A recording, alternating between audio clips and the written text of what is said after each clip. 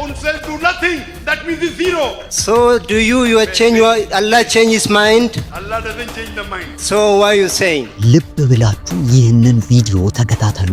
ይህ ልጅ የሚመስል ወጣት ትልቅ ሚስጥርን አወጣ። በፊት ላይ ወጣቱ የእስልምና ተከታይ ነበር፣ ነገር ግን አሁን ክርስትናን ተቀብሏል።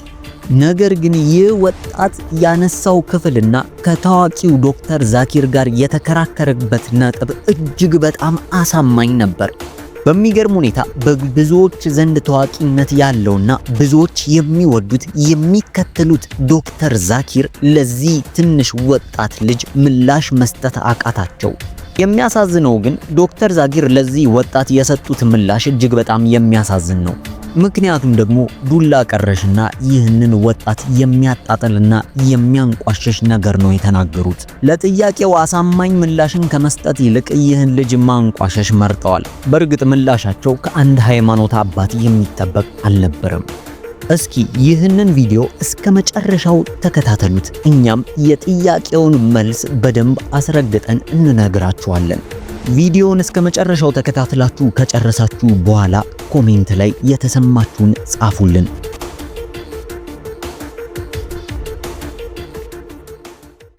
Originally you're born in a Muslim family? Yeah. Then you became a Christian? Yeah. Okay. Yeah. So what's the question? ዶክተር ዛኪር ወደ ማይኩ ጠጋ በማለት እንዲህ ሲል ለጉባኤውና ከፊት ለፊቱ ለሚገኘው ሰው ጥያቄን ያቀርብለታል። የተወለድከው ከሙስሊም ቤተሰቦች ነው አይደል? ከዛም በኋላ ነው ወደ ክርስትና እምነት የመጣው አይደለም ብሎ ሲጠይቀው ልጁ አዎ በማለት በሁለት አዎንታ ነገረው። ቀጠለና ዶክተር ዛኪር ጥያቄውን እንዲያቀርብ ነገረው። ይህ ጠይም ወጣት ንግግሩን እንዲህ ሲል ጀመረ። በመጀመሪያ እግዚአብሔርን ላመሰግን እወዳለሁ። በመቀጠል ቅዱሱ ኢየሱስ ክርስቶስ ይመስገን። ጥያቄ እንዲህ ነው። በመጀመሪያ ኢየሱስ ክርስቶስ አባቴ ብሎ እግዚአብሔርን እንደጠራው ተስማማለህ? ራሱ የቁርአኑም ሆነ የመጽሐፍ ቅዱሱ ኢየሱስ እግዚአብሔርን አባት ብሎ እንደጠራው ታምናለህ? ዶክተር ዛኪር ቀና ብሎ 100% አምናለሁ አለ። ነገር ግን ይህንን ስትናገር ምን ለማለት ፈልገ ነው? ኢየሱስ ክርስቶስ ያለውን ታምናለህ ወይ ነው ጥያቄ? ወይስ ደግሞ ኢየሱስ ያለውን እንዳብራራልህ ፈልገ ነው? ልጁም በተሰባበረ እንግሊዘኛ አዎ ኢየሱስ ያለውን ታምናለህ ወይ ነው ያልኩ አለው። ዶክተር ዛኪር ቀጠለ። አዎ ገብቶኛል። የተሰባበረ እንግሊዘኛ ስላለ ነገሩ በእርግጥ በደንብ አይገባም፣ ግን ገጣጥሜ ልመልስልህ ሞክራለሁ። አንተ አሁን እያወራህ ያለኸው በዮሐንስ ወንጌል ላይ የተጻፈን ጥቅስ ነው። ዮሐንስ ወንጌል ምዕራፍ 14 ቁጥር 6። ወዲያውኑ ወጣቱ ልጅ አስቆመው። አይ አይደለም፣ የዮሐንስ ወንጌል ምዕራፍ 14 ቁጥር 28 እንዲሁም ደግሞ የዮሐንስ ወንጌል ምዕራፍ 5 ቁጥር 13 ላይ የሚገኘው ነው እኔ ያልኩት። በእነዚህ ሁለት ክፍሎች ትስማማለህ? ዶክተር ዛኪር ቀጠለ። ምንድነው የሚለው? ወጣቱ የተሰባበረ እንግሊዘኛውን ለመገጣጠም እየሞከረ እንዲህ አለ። እነዚህ ሁለት ክፍሎች ኢየሱስ ለእግዚአብሔር አባቴ እያለ እንደሚናገረው ያሳየናል። ኢየሱስ ደጋግሞ እግዚአብሔርን እንዳባቱ ሲገልጸው አየን። በዚህ ተስማማህ? ኢየሱስ ክርስቶስ እግዚአብሔር አብን አባቴ ብሎ እንደጠራው ታምናለህ? ዛኪር በመሃል አስቆመውና ቆይ አሁን አንተ የምታወራው የዮሐንስ ወንጌል ምዕራፍ 5 ቁጥር 30 ላይ የሚገኘው ነው? ቶ እሱን ጥቅስ ማውጣት አይጠበቅብም። ሲጀመር እሱን እኔ በልቤ የማውቀው ቃል ነው። ዮሐንስ ወንጌል ምዕራፍ 5 ቁጥር 30ን በደንብ አድርጌ አውቀዋለሁ። እኔ እንደሰማው እፈርዳለሁ፣ ፍርዴም ቅን ነው፣ የላከኝ ፈቃዴን እንጂ ፈቃዴን አልሻምና ብሎ ኢየሱስ የተናገረውን ጥቅስ ነው የምትለኝ? ወጣቱ አስቆመውና ታዲያ ትስማማለህ በዚህ ጥቅስ? ዶክተር ዛኪርም አዎ በደንብ ነው የምስማማው። ሲጀመር ጥቅሶችን አትቀያየር። መጀመሪያ ዮሐንስ 5:30 አልነበረም ያልከው? የምትለውን በሙሉ እኮ በደንብ አድርጌ ነው የምሰማህ። ደግሞም አሁን ባወራነው ጥቅስ ላይ በደንብ አድርጌ እስማማለሁ። ኢየሱስ ክርስቶስ በዮሐንስ ወንጌል ምዕራፍ 5 ቁጥር 30 ላይ እንደተናገረው እኔ ከራሴ አንዳች ማድረግ አልችልም፣ የምሰማውን እፈርዳለሁ፣ ፍርዴም ደግሞ ንጹህና ያልተዛባ ነው። የራሴን ፈቃድ ሳይሆን የአባቴን ፈቃድ እንደሚያደርግ ይናገራል። ደግሞም ኢየሱስ ክርስቶስ ምንጊዜም አባቴ ብሎ የሚናገረው ራሱ እግዚአብሔርን በመጽሐፍ ቅዱሳችን ላይ እየጠቀሰው ነው ማለት ነው። ስለዚህ ባጭሩ ስነግር ኢየሱስ ክርስቶስ በዮሐንስ ወንጌል ምዕራፍ 5 ቁጥር 30 ላይ የተናገረው ነገር እሱ ራሱ ከራሱ ምንም ነገር ማድረግ እንደማይችል፣ ኢየሱስ ክርስቶስ በራሱ ብቻ ከሆነ ምንም እንደማያደርግ፣ ከዚህ በኋላ ጠይሙ ወጣት በመሃል ገባ ብሎ እኔ እኮ ይህንን አልጠየቅኩም ብሎ ለመናገር ሲሞክር ዶክተር ዛኪር ያስቆመዋል። ቆይ ሲጀመር መጀመሪያ እኔ የምናገረውን ስማኝ። መጀመሪያ ጥያቄ ጠየቅ አይደል? አሁን እኔ እየመለስኩልህ ነው። ስለዚህ ዝም ብለህ ነው መስማት ያለብህ። እዚህ የመጣ ነው ለመከራከር አይደለም። የጥያቄና መልስ ጊዜ ነው። አንድ ሰው ጥያቄ ይጠይቃል፣ ሌላው ይመልሳል። ስለዚህ ዝም ብለህ መልሱን መስማት ነው ያለብህ። የማወራው እንግሊዘኛ ይገባሃል? ኢየሱስ እያለ ያለው እኔ በራሴ ምንም ማድረግ አልችልም ነው። እሰማለሁ፣ እፈርዳለሁ፣ ደግሞም ፍርዴ ቅን ነው ይላል። ባጭሩ ኢየሱስ ክርስቶስ የራሱን ፈቃድ ለማስፈጸም ሳይሆን የአባቱን ፈቃድ ለማስፈጸም ነው የመጣው ማለት ነው። ነገሩ ግልጽ ሆኖልሃል ብዬ አስባለሁ። በዚህ አካሄድ ኢየሱስ ክርስቶስ ሙስሊም ነበር ማለት ነው። ምክንያቱም የአላህ የራሱ ተላላኪ ነበር። ስለዚህ እኔ 100% ይህንን የመጽሐፍ ቅዱስም የቁርአንንም ቃል እቀበላለሁ። አንተስ ይህንን ጥቅስ ታምናለህ ብሎ ለወጣቱ ጣቱን እየጠቆመ ጠየቀው። ወጣቱም ጮክ ብሎ በድፍረት አዎ 100% አምነዋለሁ። ታዲያ የኔ ጥያቄ ከዚሁ ጋር ተያይዞ ኢየሱስ ክርስቶስ አባት ነበረው ማለት ነው?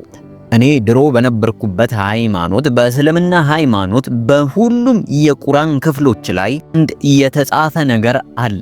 ለምሳሌ አንተ በክርስትናውም በቁርአኑም ኢየሱስ ክርስቶስ አባቴ ብሎ የሚጠቁመው እግዚአብሔርን ነው ብለህ ተናግረሃል። ታዲያ ሙሉ ቁርአን የሚያስተምረው አንድ ጠንካራ ነገር አለ። እሱም አላህን አባቴ ብላችሁ መጥራት አትችሉም ተብለን ተምረናል። ማንም የእስልምና ተከታይ በድፍረት አላህ አባቴ ነው ማለት አይችልም። ይህንን ደግሞ ቁርአኑ ራሱ ሙሉ በሙሉ ይደግፈዋል። አላህ የማንም አባት አይደለም። በዚህ ታምናለህ አይደል አለ። ዶክተር ዛኪርም አንገቱን እየነቀነቀ አዎ በሚገባ እናምንበታለን ብሎ ነገር። ወጣቱ የተሰባበረ እንግሊዘኛውን እንደምንም እየቀጣጠለ ተናገረ። ታዲያ ኢየሱስ ክርስቶስ እንዴት አላህን አባቴ ብሎ ሊጠራው ይችላል? በተለይ ደግሞ አሁን አንተ ሙስሊም ነው እያልክ እንዴት አንድ ሙስሊም አላህን አባቴ ብሎ ሊጠቁመው ይችላል? ደግሞም ኢየሱስ አባቴ ብሎ የጠራው በአንድ ቦታ ላይ ብቻ አይደለም። ደጋግሞ አባቴ እያለ እግዚአብሔርን ጠቁሟል። ደሞም ከሁሉም ነገር በላይ ብሎ ወጣቱ ሳይጨርስ ዶክተር ዛኪር እጁን እየጠቆመ ቆይ እንድታቆም እፈልጋለሁ። አቁም። በመጀመሪያ ለጠየቅከኝ ጥያቄ ምላሽ ልስጥና ቀጣዩን ትጠይቃለህ። ይህ መከራከሪያ ስፍራ አይደለም። መከራከርና መጨቃጨቅ የምትፈልግ ከሆነ ሂድና አንድ ክበብ ግባ። ወጣቱ እየተናደደ እኔ እኮ ጠጪ አይደለሁም ለምን እንደዚህ ትለኛለህ እያለው ዶክተር ዛኪር ሳያስጨርሰው ዝም በል፣ መጀመሪያ አንተ ለጠየቅከው ጥያቄ እኔ ምላሽ መስጠት አለብኝ። አንድ ጥያቄ ጠይቅ፣ ከዛ ዝም በል። ሰማህ? አንድ ጥያቄ ከጠየቅክ በኋላ ዝም። ድሮም የእናንተ ሰባኪዎች እናንተ ጥያቄ እንድትጠይቁ ስለማይፈልጉ ስርዓትን አላስተማራችሁም። ወጣቱ እጁን እያወራጨ እኔ እኮ ትክክለኛና ስነ ምግባር በተሞላው መንገድ ነው እየጠየቅኩ ያለው አለው። ዶክተር ዛኪር ወዲያው ቀጠረና እኔ ደግሞ መልሱን እየሰጠው ነው። ዝም ትልልኛለህ? ይሄ የክርክርና የጭቅጭቅ ቦታ አይደለም። እውነተኛ ክርክር ከፈለግ እስኪ አፍሪካ ውስጥ ያለ ታዋቂ ሰባኪ ይዘህና ሂድና ከነሱ ጋር ተከራከር። እመለህ ይገባሃል? ሲጀመር አንተ ገና ልጅ ነህ። እኔ ራሱ ካንተ ጋር በመከራከሬ ጊዜን እያጠፋው ነው። ምንም አልጠቀምም። አንተ ትጠይቃለህ፣ እኔ ምላሽ እሰጣለሁ። ጥያቄ ማንም ሰው በእስልምና ሃይማኖት ውስጥ እግዚአብሔርን አባት ብሎ መጥራት አይችልም የሚለው አይደለ?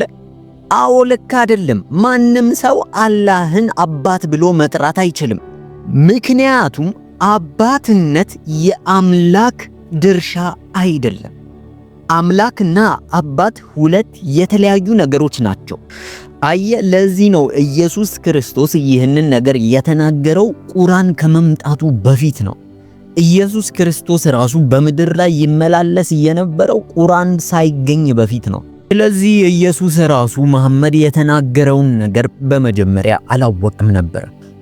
እንዳልኩ ነው፣ ለምን ብለን እንዳትጠይቅ። ምክንያቱም ነግሬሃለሁ፣ ኢየሱስ ክርስቶስ ራሱ በዚህ ምድር ላይ የመጣው ቁርአን ከመገኘቱ በፊት ስለሆነ ነው። አሁን ገባህ?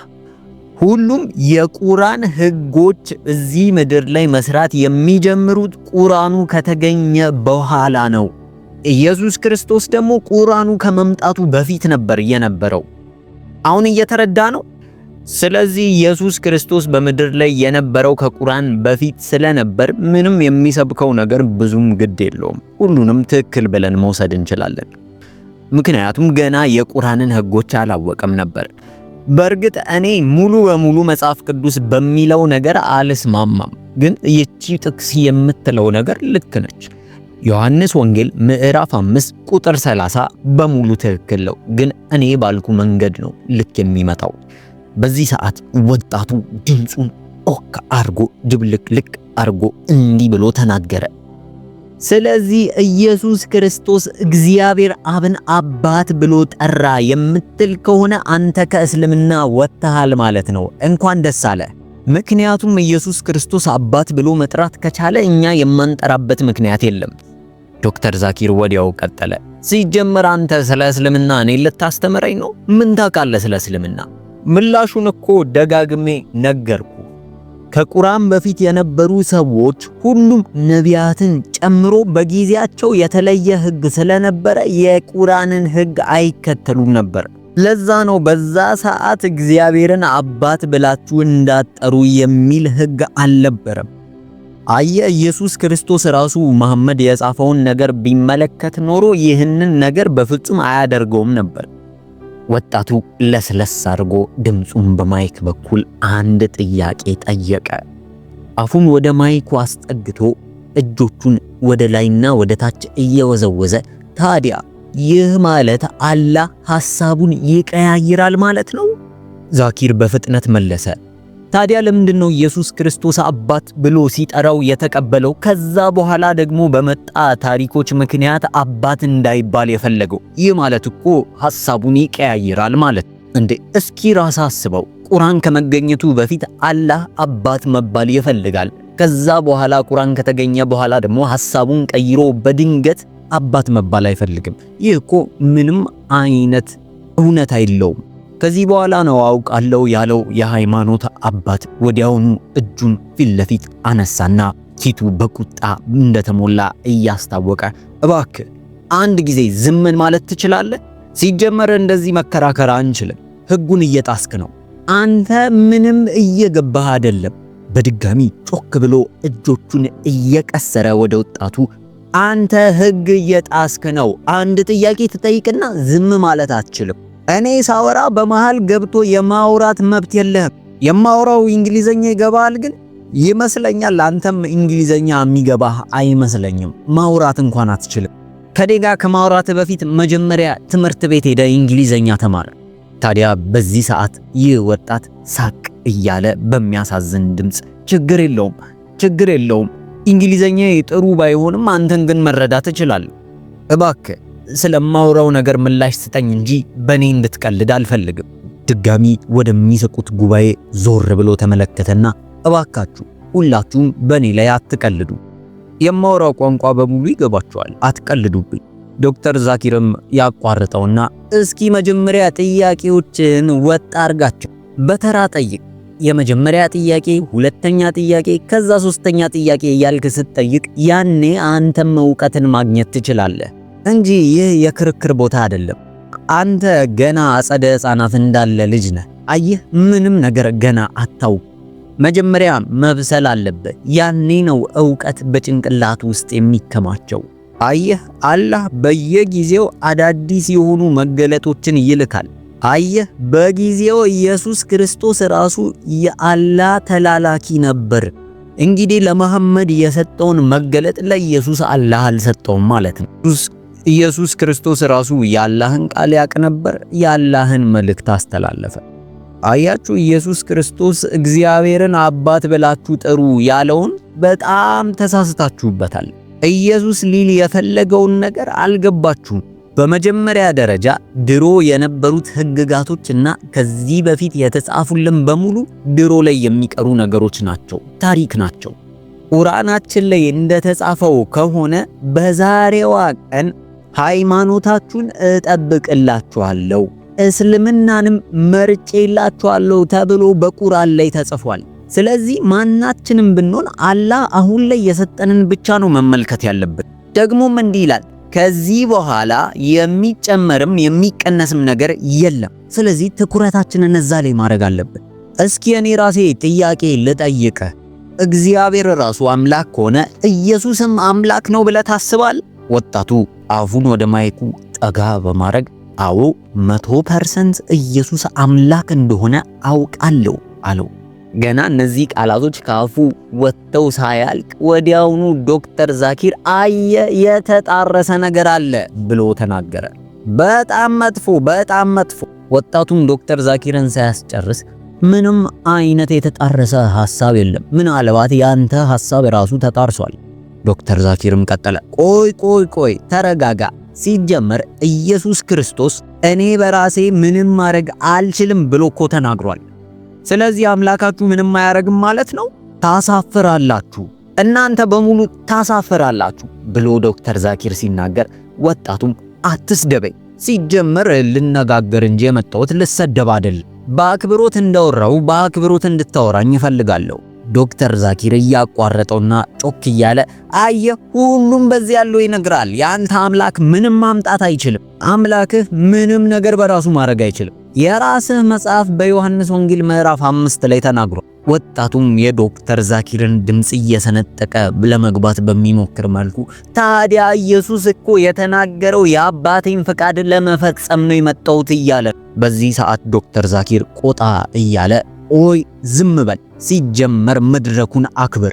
ወዲያውኑ አንድ ከየት እንደሚመጣ የማይታወቅ ድምጽ በማይክ እባክህ ዶክተር ዛኪርን አክብራቸው ሲመልስ ዝም ብለ ስማ የሚል የተቆጣጣሪዎቹ ድምጽ ተሰማ። ይህ ወጣት በተሰባበረው እንግሊዘኛ ታዲያ እሱ ለምንድን ነው በእኔ የሚቀልደው? ለምንስ ስለጠየቅኩኝ ትስቁብኛላችሁ እያለ ተናገረ። ወዲያውኑ ዶክተር ዛኪር ቆይ ጥያቄን እዚህ ጋር ቁም፣ ምክንያቱም የተጣረሰ ሐሳብ እያነሳ ነው።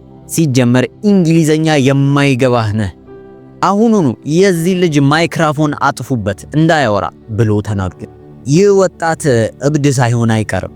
ከሱም ብሶ እዚህ መጥቶ ሊሰብከን ይፈልጋል። እብድ ነው።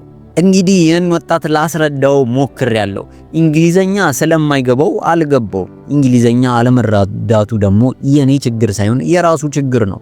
ከሱም ብሶ ደግሞ አንድን ርዕስ 10 ጊዜ ይደጋግመዋል። ወዲያውኑ ሌሎች ሰዎች ወደዚህ ወጣት ልጅ መጥተው ማይኩን በማጥፋት ወጣቱ ከመድረኩ እንዲሄድ አደረጉት።